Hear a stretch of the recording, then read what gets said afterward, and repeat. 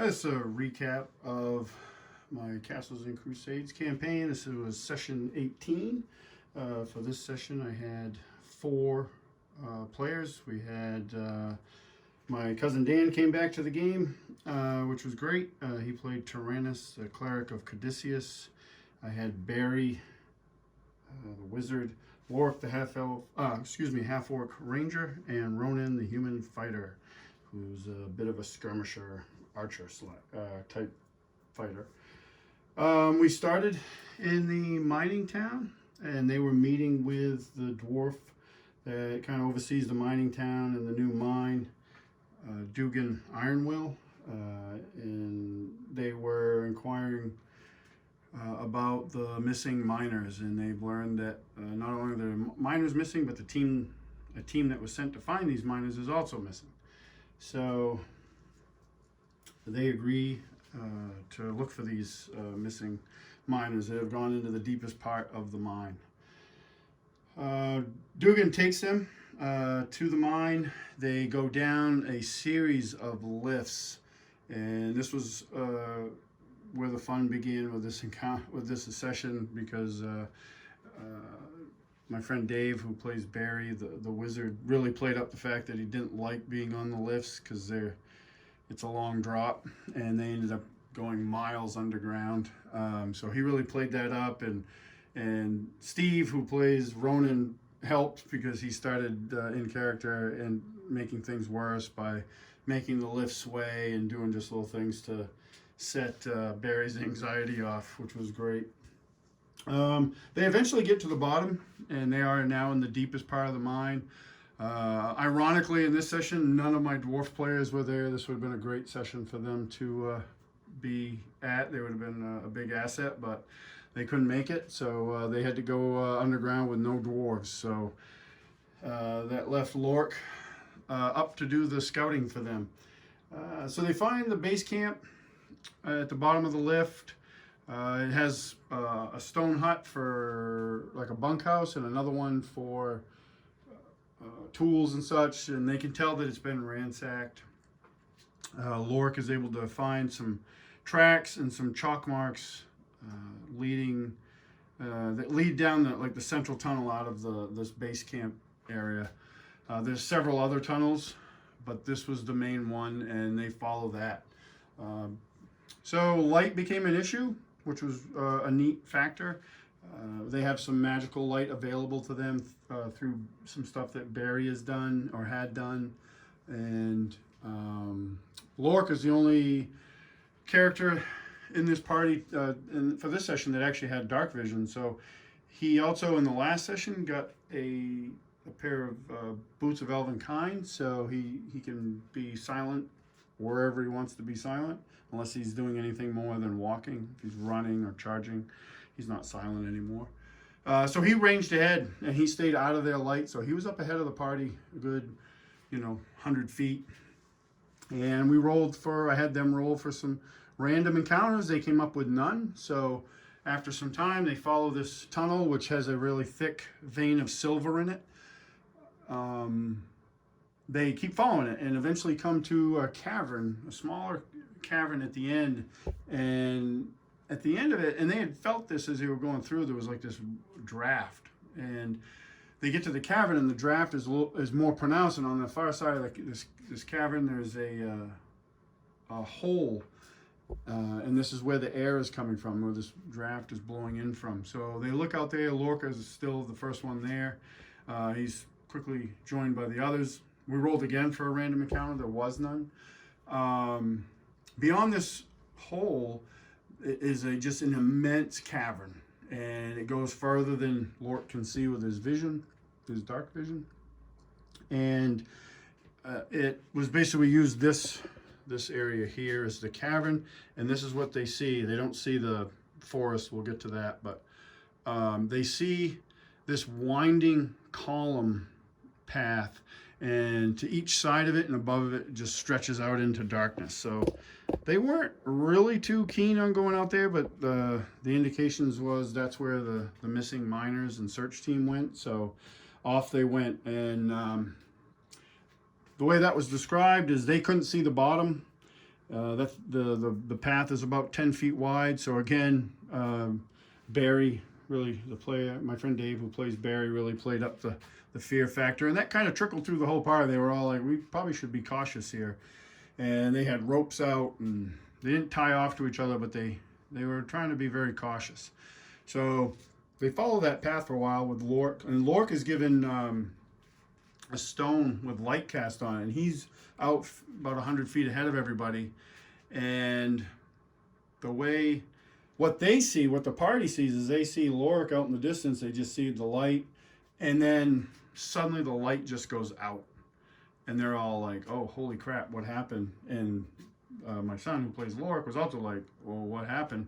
And then he gets attacked, and he gets attacked by, they didn't know what they were. Even my players didn't know what they were, and the characters definitely didn't know what they were. But they get attacked by dark mantles. I don't know if that'll, these things here. Yeah, it's a old plastic miniature, but they're these flying things, and what they do is they come in and they try to land on your head and suffocate you, and they'll wrap tentacles around you. And I described it as like almost like the wrapping of the tentacle was like the face suckers in Aliens.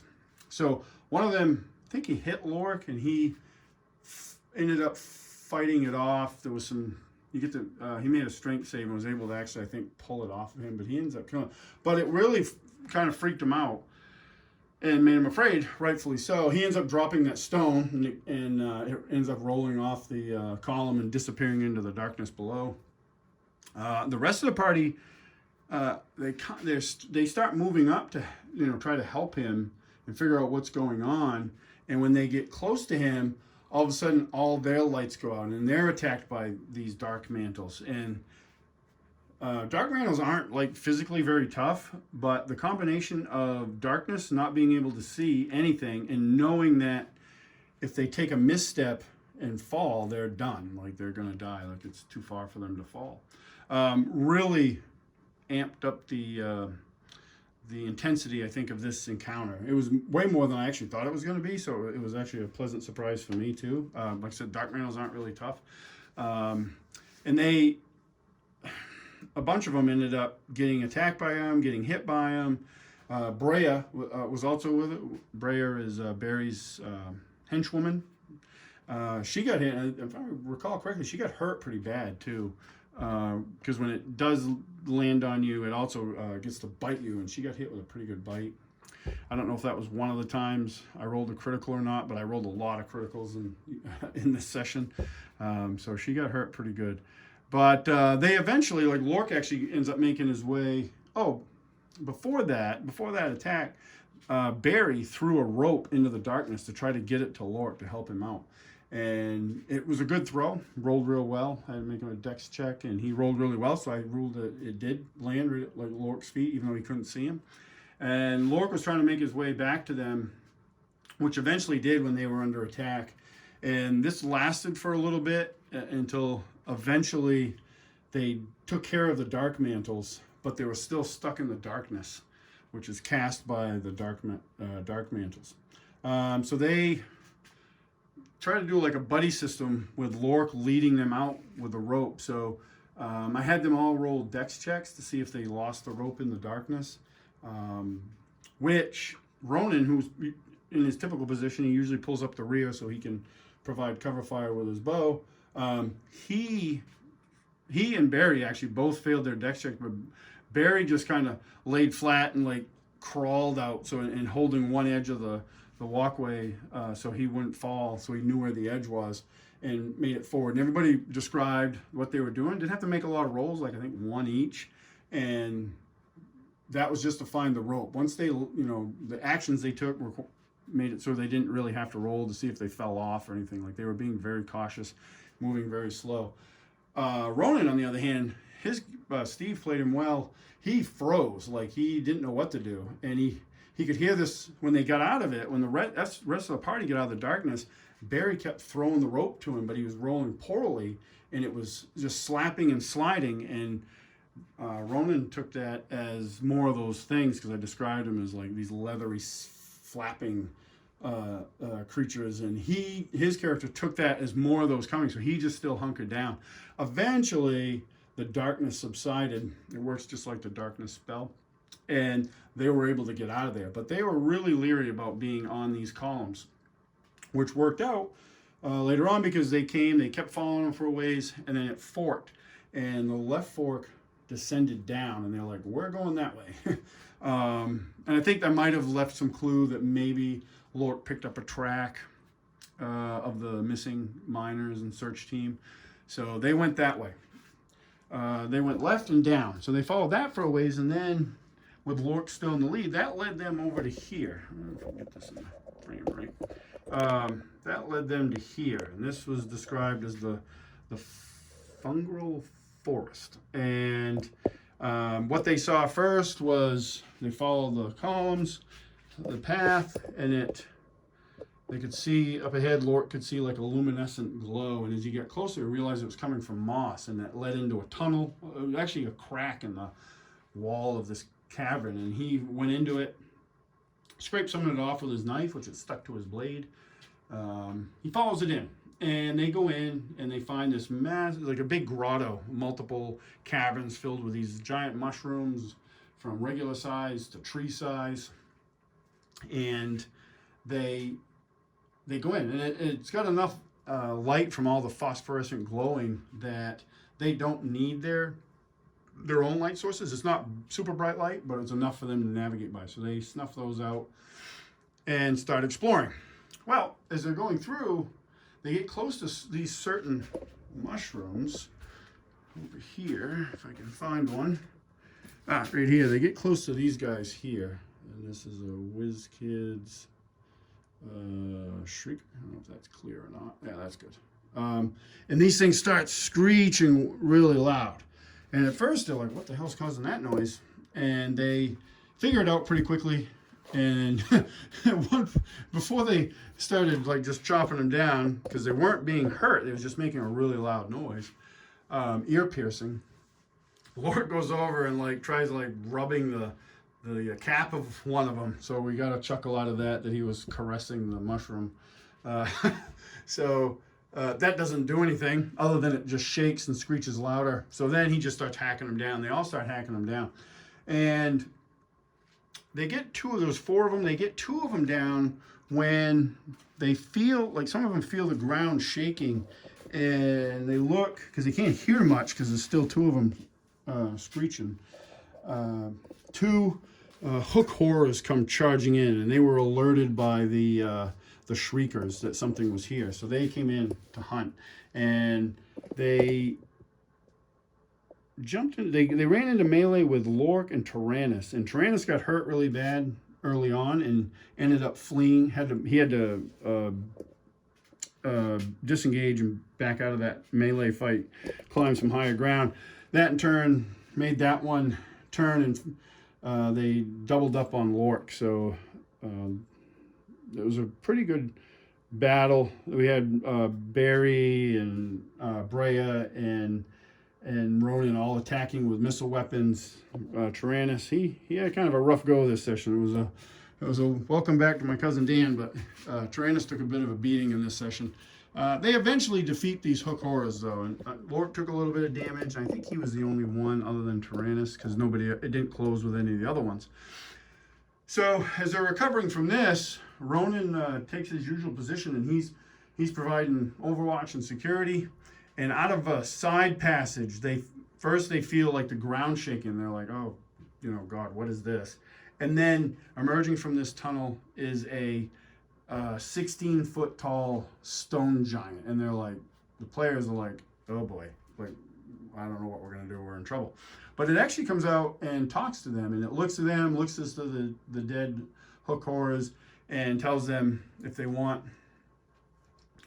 aid, to come with him. And they're like, well, it beats fighting him, so they follow him, and he leads them through the fungal forest into this other grotto area, which is kind of his domain. And it was described as a series of grottos, and they start seeing like painted artwork and carved stonework. That the carved stonework is exquisite, like to rival the best dwarven stonesmiths. And paints, and a lot of it was in languages of giant that they don't understand. And then he has a herd of Underdark cattle, the Roth, I think that's how you pronounce it. He had a whole herd of those, and eventually leads them into his chamber, and where he mixes up a concoction that heals them, and he talks to them a bit. They exchange stories on why they're there. He tells them that he has seen the miners and the rescue team, and they've been taken by the Dark Ones, he calls them, and they ask him a little bit more about what are the Dark Ones, and they're like twisted dwarves, basically Durgar, but they're like my version of the Durgar. So they're looking around his chamber, and like the columns have been carved into like exquisite statues of giants, but the ceiling has all this like a mural painted on it, and part of that mural and is a map, and it's a map of like this region, and he points out, his name is Unglok. He points out to them this region where this Durgar stronghold is, and he says they're probably there. And he also tells them that the dwarves are probably dead because the Dark Ones do not like the dwarves. So they actually end up spending, they end up talking with Unglok for quite a while and ask if they can have sanctuary in his cave, which he grants them. They study the map that's on the ceiling that he's painted, and when they're doing that, they see this other drawing. It has nothing to do with the map. It's a beautiful painting of a mountaintop shrouded in clouds, and in the clouds, coming out of the clouds, is this castle. So I think it was Lork asked him about that, and he tells them that is the home of Nesna the Beautiful, who's a cloud giant. And when he was a young stone giant, he had been there, and then he's been here for a very long time. He never nailed down the time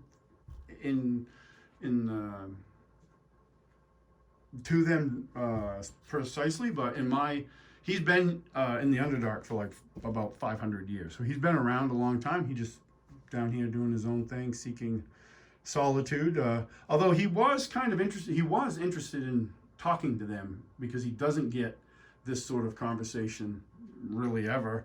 So it was a good exchange for him too, and they appreciated it. One, that he didn't smash them to goo, so they were pretty happy with that, and that they kind of had a little safe haven there that they could spend the night in. So in the morning, Unglok led them to a tunnel, which led them. He had told them that the Durgar stronghold was maybe a mile or so from the fungal forest. And the fungal forest, this is obviously a small representation of it, is much bigger. It's a whole series of grottos and such. I had described it in game that it wouldn't be the same size as like the Homewood forest that they're familiar with on the surface, but like kind of comparative to something like that. It's a massive grotto. So that leaves it open for me to do a lot of other things if we return here. So they get a little bit of, not a lot of, the dice were not kind on the random treasure rolls, so they didn't get a lot of treasure from the Hokors, but they did get some. But they end up coming down here to this area, and let's see if I can hold this. They end up staging here again with Lork scouting way ahead, and there's a guard here, and they see this, like Lork sees all of this, and he can see over there that there's a cage with a prisoner, and there's more like humans working over here in that pit, doing mining stuff, and there's some more guys up there. So they come up with this plan. Since Lork has the Boots of Elvenkind, he can be silent. Barry has a scroll of invisibility, so he turns Lork invisible. And his plan is he's going to go over there to the far side and cause a diversion by kicking over this brazier. These were all lit up. I don't have them lit now, but and then when they saw that, they were going to launch a surprise attack on this one guard at the end of the bridge.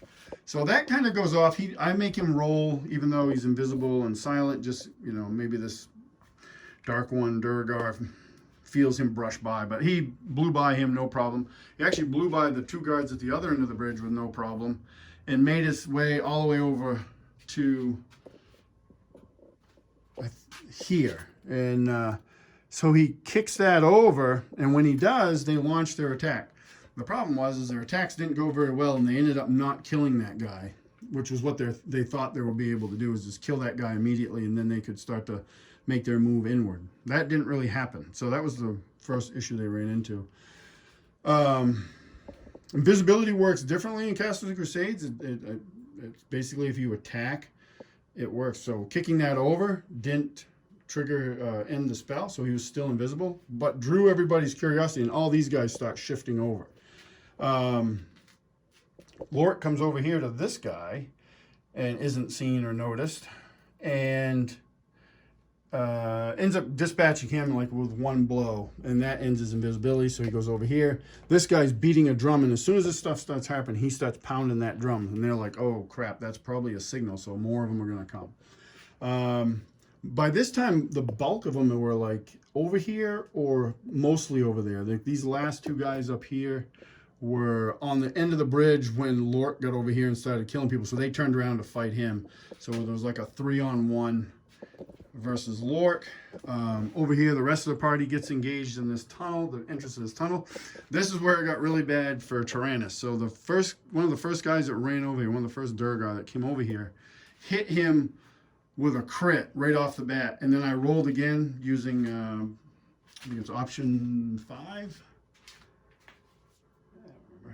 Option 6 from the Castle Keeper's Guide. So I rolled a d20 again to see what the where the damage range was going to be. I rolled another crit, so that's max damage times 4. So he took like 32 points of damage and dropped him right to -8. So we had Taranis and Brea here holding the front of the entrance of this tunnel, and behind them was Rhonin and Brea. So they were trying to help out. Brea actually, she took some damage, but she actually stayed upright and fended them off for quite a while. Rhonin provided cover with the bow.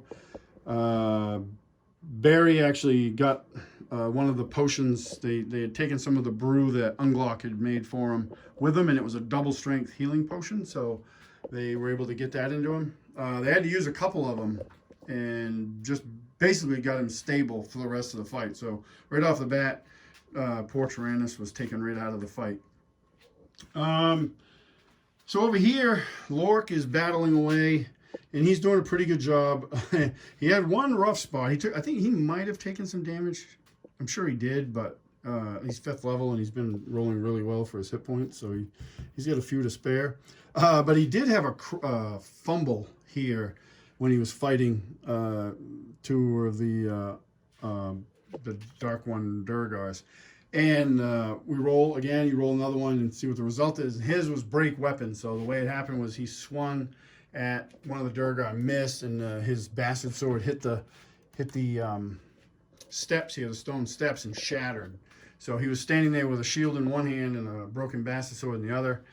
He ends up in the next round drawing he has a flatchet, which is a long knife, and finishes the fight that way. Ultimately, they do finish off the rest of the Durgar that are here. And the rest of the party joins Lork on this side of the stronghold across this river. Just to back up a little bit, this river flows off this way, and I described this whole area over here as a massive canyon that just stretched beyond their sight. And I have some plans for that area. Up here is a set of, which they saw was a set of rough iron double doors that were set into some worked stone. So they're like, oh, that must lead. They rightfully deducted that leads out of there and probably down into that massive cavern. So they're searching, they want to search and get what they can. They come over here because there's one prisoner in here, and this prisoner was kept in here to kind of keep everybody else in line. So they free him, and he tells them that the dwarves are dead and that they've never traveled beyond this. Like they mine the ore here, and then it gets brought through there, but they're not allowed to go past here. I also tell them, and it was Lork that was doing this, it freed this guy. He's a human from the mining town. That in here there's like a pile of rags, and he sees it start moving, and he investigates, and he finds this old wrinkled up and badly treated deep gnome named Oslin Stone Melder. And he's in really rough shape, so Lork takes him with him because they don't want to leave him behind.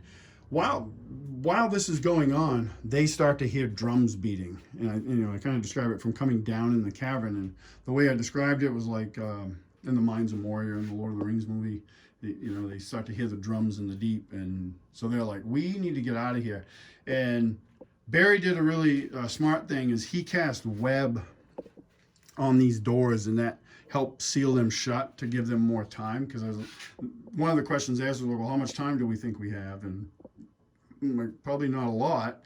But then as soon as web was cast, they were still very like, we need to get out of here. But it did give them enough breathing room so they could get out. Oslin, he's covered in like these old and new like gouges all over his body. And he describes it as the leader of these dark ones would use this like dragon claw thing, basically like a dragon claw key from Skyrim, and he would use this thing on him as like a weapon, as a torture device, and like rake his skin just to torment him. And that kind of like clues them in, because they know of a dragon tomb that they need a key for to get the door to open. So that's kind of planted a seed for maybe a future adventure.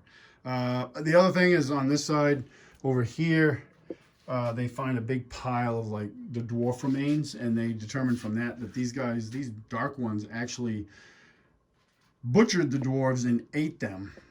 They're my Durgar and my own setting are a bunch of savages, and very unlike. They're basically like dwarves in the fact that they work stone, and they're physically the same height as dwarves, but they very totally different beliefs. They're very savage-like. So they end up fleeing out. They return to the fungal forest, where they hole up for another night before returning to the surface. And that was around the end of the session. It was a bit longer than our typical sessions, which is good, because in one of the last group games I asked if they wanted to go a little bit longer, and they did, which I'm fine doing. We had a lot of fun. They returned. They didn't get a lot of treasure out of this, so Durgan Ironwill actually gave them some gold for their efforts to help offset the costs that they incurred. And Barry burned through a lot of scrolls. Lork needs a new sword. Taranis wants to upgrade his armor, because he just, not that it would have saved him against the crits, but he got hit a fair amount, so they're doing all that. On the meta side, it was a good session too, because Barry actually reached 4th level, so he's a 4th level wizard now, which my friend Dave was super excited about, and it was cool. Yeah, so we had a lot of fun. It was the first Underdark foray that I've done in I don't know how long, probably decades, and it was a lot. It seemed like everybody really enjoyed it, and they're talking about going into this area over down here into the massive cavern, maybe during our gaming weekend session, where we could have multiple days to run through it. So that might be something we do in the future. But yeah, that's it. Thanks for watching.